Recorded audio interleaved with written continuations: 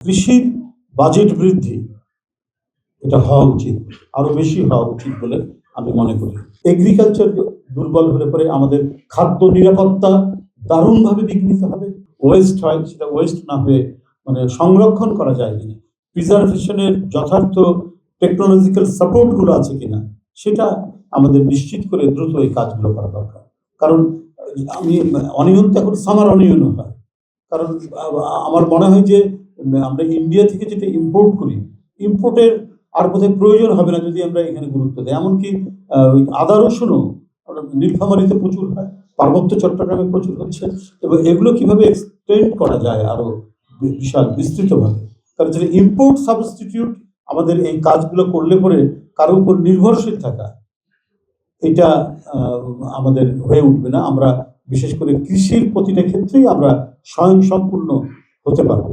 তো এই ক্ষেত্রে আমাদের পর্যাপ্ত গবেষণা দরকার এবং বেশি করে গবেষণা দরকার, এবং সবকিছু মিলিয়ে আমি মনে করি যে কৃষির যখন আমাদের অর্থনীতিতে একটা বড় ধরনের অবদান রাখার একটা সুযোগ আছে, তখন কৃষির বাজেট বৃদ্ধি এটা হওয়া উচিত, আরো বেশি হওয়া উচিত বলে আমি মনে করি।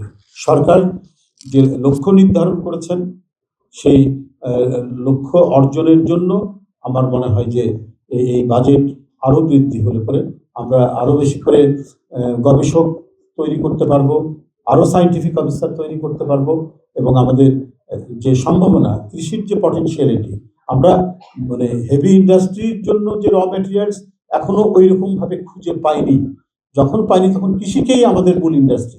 আর পৃথিবীতে অনেক দেশ আছে এই এগ্রোবেসড ইন্ডাস্ট্রির উপরে, সে দেশ উন্নত দেশ, নিউজিল্যান্ড, ডেনমার্ক। আমি দেখে এসেছি যে মাঠের পর মাঠ, অসংখ্য গরু নিয়ে খামারিরা, ডেনমার্কের মতো একটা জাতি, সেই স্ক্যান্ডিনেভিয়ান একটা জাতি, হ্যাঁ, তারা এই জাস্ট কৃষিভিত্তিক শিল্পের উপর একটা উন্নত দেশ হিসেবে তারা পরিগণিত। প্রতি সপ্তাহে সর্বোচ্চবার বিকাশ পেমেন্টে 50 জন হবেন পেমেন্ট চ্যাম্পিয়ন। জিতে নিন টিভি সহ আকর্ষণীয় সব প্রাইজ। নিউজিল্যান্ড একটা উন্নত দেশ হিসেবে পরিণত হয়েছে, যে সেখানকার দুধ আগে আসতো, আমাদের দেশেও বাচ্চাদের ইয়ে হিসেবে এখানে ব্যবহার করা হতো। এই যে ঘটনাগুলো, তো সেই ক্ষেত্রে আমি এখনো মনে করি যে বাংলাদেশ অন্যান্য ক্ষেত্রে আমরা অনেক কিছু ইম্পোর্ট করে নিয়ে এসে আমাদের ইন্ডাস্ট্রি করতে হয়, এটা করা যায়। আজকের এই গ্লোবালাইজেশনের যুগে এটা তো কোনো অসুবিধা নেই, সেটা হতে পারে।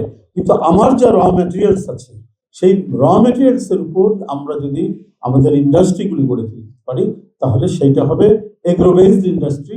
এবং এই এগ্রোবেসড ইন্ডাস্ট্রি যাতে আরো বেশি আমরা কার্যকর করতে পারি, আরো বেশি আমরা এটার সম্প্রসারিত করতে পারি, তাহলে আমাদের মানে বিরাট অবদান আমরা রাখতে পারবো। কারণ এগ্রিকালচার দুর্বল হলে পরে আমাদের খাদ্য নিরাপত্তা দারুণভাবে বিঘ্নিত হবে, আমাদের কর্মসংস্থান বিঘ্নিত হবে, মূল্যস্ফীতি বাড়বে।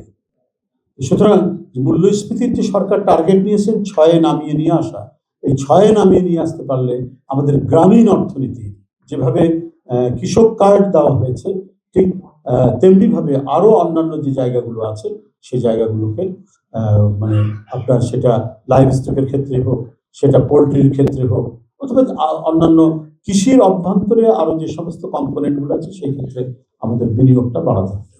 তো আজকের এই আপনাদের এই অনুষ্ঠান, এটা অত্যন্ত, আমি বলবো যে একটি খুব সাফল্যমণ্ডিত অনুষ্ঠান হয়েছে।